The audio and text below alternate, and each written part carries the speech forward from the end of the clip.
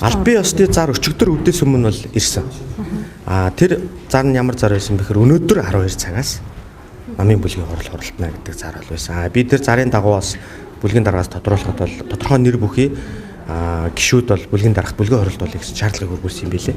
Тэгээд тэр шаардлагын дагуу өнөөдөр 12 цагаас хуралдаж цаг үеийн асуудлаар одоо хэлцснээ гэсэн нэг асуудал хэлцгээр ингэж хурал зарласан.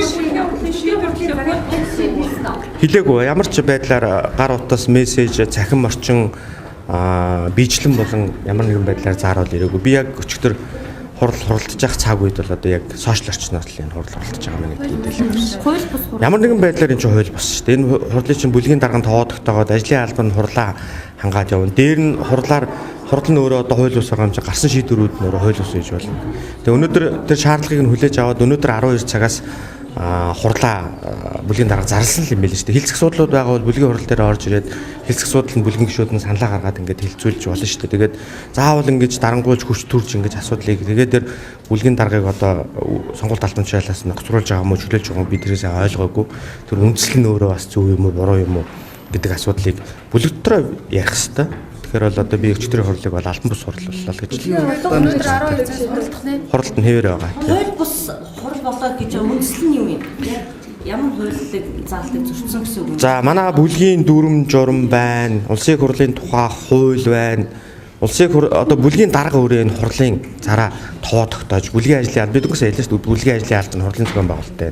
Тэгэхээр өчигдөр ямар ч зохион байгуулалтгүй хурал болж байгааг та бүхэн харсан. Тэнд ямар нэгэн протокол байсангүй тий чинь бүх зүйл ингээд протоколын дагуу хурал чинь хин юу хэлсэн яасан санал хурааж ямар асуудал шийдсэн бүх юм цаг минуттайгаа үлддэг юм хурал байх хэрэгтэй. Тэр зүйлүүд байна. Дид даргыг бүлгийн хурлыг явуул дид даргыг бүлгийн дарга өөрөө томчих хэрэгтэй эсвэл дид дарга сайн дураараа хурлыг. За бүлгийн дарга нь өөрөө байхгүй тохиолдолд өөрөө одоо эзгүй тий томилтоор явсан ч гэдэг юм уу эрүүл мэндийн шалтгаанаар хурлаа өдөртөх боломжгүй тохиолдолд аль нэг бүлгийн дэд даргатаа хурлаа өдөртүүлэх хэрэг бүлгийн дарга өөрөө шилжүүлж байна. Бүлгийн даргыг ямар үндслээр ер нь одоо чөлөөлөх хэрэгтэй.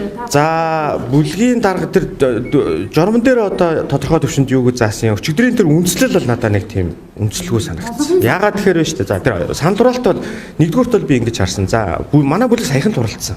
Та хүн мэдж байгаа бол саяхан туралцсан. Нэг хуралдахгүй тийм удаад байсан зүйл бол байгаагүй. Нэг хоёр бүлгийн даргын өөр хөнөгсөн тайлбар байж байгаа. Өнөөдөр Монгол ардын нам гэж нэг улс төрийн нам байж байгуулга байж. Энэ намаас өнөөдөр нэр дэвшээд улсын хурал парламентод ороод ирсэн 68 улсын хурлын гишүүн байж.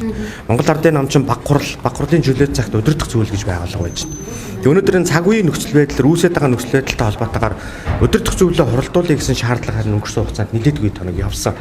За 18 билүү 19 гишүүн өдөртөх зүйлийн гишүүн гарын үсэг зураад өдөртөх зүйлээ хуралдуулъя гэсэн шаардлагыг ерөнхий нарийн бичгийн дарагтаас хүргүүлсэн байгаа юм билээ. Тус хурал нь хуралддаггүй тус хурлаар бол одоо энэ үүсэж байгаа нөхцөл байдалтай холбоотой өдөртөх зүйл нь одоо бас нэг чиглэл гаргаж өгөөч. Энэ дагуу бүлэг өнөөдөр энэ чиглэлийг хүрээндээ бол асуудлаа хэлцэж явъя. Тэгэхгүй бол 68 гишүүн чи орж ирээд задгаа одоо маргаа үсгээд улам нөгөө алдагдаад байгаа юм нэгдлээ бүр гүнзгийрүүлэх юм нөхцөл байдал байна гэдэг бол бүлгийн дарга бол тайлбарлаж ирсэн. Энэ ч бас зөв үнэлэлттэй. Тэгэхгүй тэгээ орж ирээд нэг хүрээ хязгааргүй ингээд би энэ зүгээр дайр тавьсан ёс бус үгэллэг хэлсэн ийм нөхцөл байдал үүсвэл бүлгийн нөхцөл байдал ийм нэгдлийн асуудал ч улам л хүндрээд явчих асуудалтай байгаа учраас өдөртөх зүйл нэг чиглэл гаргаж өгөөч л гэсэн байр суурин дээр хүлээж одоо энэ бүлгийн хурлаа зарлахгүй 2-3 хоног харсан. Энэ хоёр гишүүн бүлгийн гишүүн муу юм. Ирэх байсан уу? Зүйл байхгүй гэдэг юм ярьсан шүү дээ өчигдрийн 38. Өчигдрийн бүлэгтээ бол байсан л байлгүй. Одоо өнөөдрийн албан ёсны 12-оор цагаас хуралдах бүлэгт одоо бүлгийн дарга танилцуулах байлгүй. Хяналтын байгууллага нь бол хуралдаад хамтын шийдвэр гаргаад тогтоол шийдвэрээ бүлгийн дарга намын ерөнхий нарийн бичгийн дарга хоёрт бол албан ёсоор хөрвүүлсэн байгаа. Протоколоор л явах хэрэгтэй. Ер нь хууль дүрмээрээ л явах хэрэгтэй. Тэр бүлгээс гаргасан шийдвэрийг улсын хурлын чуулганы танхимд бүлгийн хурал танилцуулаад улсын хурлын чуулганы танхимд танилцуулна. Тэгжиж тэр хүн бүлгээс одоо хасагдах тийм процесс нөрөсөн. Тэрнээс шууд хяналтын ерөнхий шийдвэр гарангуут дурм мэдээл одоо ингээд нэг албан бусаар ингээд хасаад тах нь өөр бас буруу.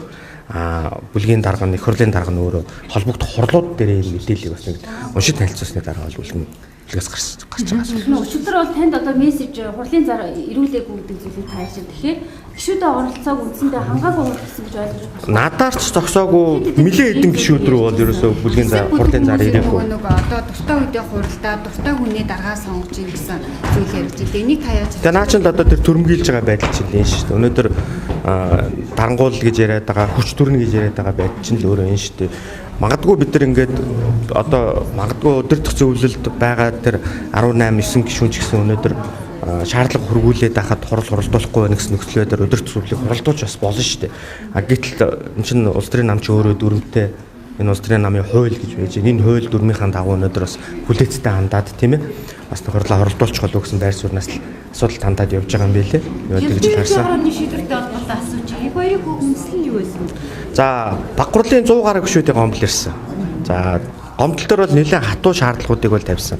Би энэ өмнөх одоо хэл мэдээллийн байгуул ярилцлагандаа бол энэ талаар тодорхой дурдсан учраас одоо энийг бас илүү ч ярих нь зөв ярих нь бол илүү цолоо гэж бодож байна. Ер нь бол Багварлын 100 гаруй гишүүдийн гарын үсгтээ за тодорхой одоо хүмүүсийг тодорхой бас байдлаар одоо бас удаа дараа гүтгсэн гэсэн юм нөхцөл байдал дээрээс уг гомдлыг ирүүлсэн. За тэр гомдлуудаас нэлээд хэдэн хүний асуудлыг дурдсан байсан. Би одоо бас бичиг харахгүй бол дур мэдэн шийж нэв. Монгол Ардын намын шин даргаыг дээж өгөхөд бүртгүүлэх алан бичиг баримтаа хөргүүлсэн үү дээж өг. Хизээ хөргүүлэх байна. За хуулийн хугацаа ятах 60 хоног гэж байгаа. Тий. Тэгээ манай намын одоо их хурлын 11 сарын 15-нд хуралдахаар товлогдсон байж байгаа. Тэгээд ажлын хэсэг гарцсан. Намын даргаыг улсын дээд шүүхт бүртгүүлэх ажлын хэсэг гарцсан.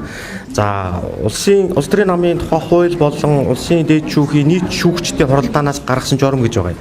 Тэр журмын 6 дугаар зүйлд юу гэж заасан бэ гэхээр намын даргаыг өмнөх намын дарга буюу одоо ажиллаа өгсөн намын дарга нь өөрөө хүсэлт гаргаж дээж өгöd бүртгүүлэх хүсэлтийг гаргана гэж. Тэгээ энэ улс төрийн намын хууль өөрөө одоо энэ улс төрийн нам ямар нэгэн байдлаар энэ хурал хийх явцтай энэ шилжилтийн явц дээрээ дарахгүй нөхцөл байдал бол байжлахгүй байна гэдэг үүднээс магадгүй өнгөрсөн хугацаанд бусад улс төрийн намууд дээр гарсан алдаа дутагдлууд байж байгаа тийм ээ. Хоёр дарагтаа, хоёр тамхтаа болсон гэсэн ийм зүйлүүдээр үндэслэж энэ улс төрийн намын шинжсэн найруулга бол энэ алдаа дутагдлыг дахиж гарахгүй гэдэг үүднээс бол одоо хуулиа боловсруулж баталсан юм байна гэж харсан. Тэгэхээр өмнөх дарга эсвэл тэр тухайн хурлаас итгэмжсэн төлөөлөгч томилж тэр нь улсын дээд шүүхэд одоо намын даргаыг бүртгүүлэх хүсэлт гаргана гэсний дагуу бид бол оюун эрдэнэ дарга бол намын даргаыг бүртгүүлэх юм байна гэсэн юм хүсэлтийг явуулж байгаа. Дээр нь өнөөдөр ажлын хэсэг байгуулагдсан. Багварлын гишүүдээс бүрдсэн. Нэрийг би сайн санахгүй нэг 6-7 өдрийн бүртгэгдсэн ажлын хэсэг гарсан. Тэр ажлын хэсэг нь өнөөдөр материал бүрдүүлэлтэнд явж байгаа гэж ойлгосон. Монгол Ардын намын бүлэг хэд хоног хуралдааг үнэ?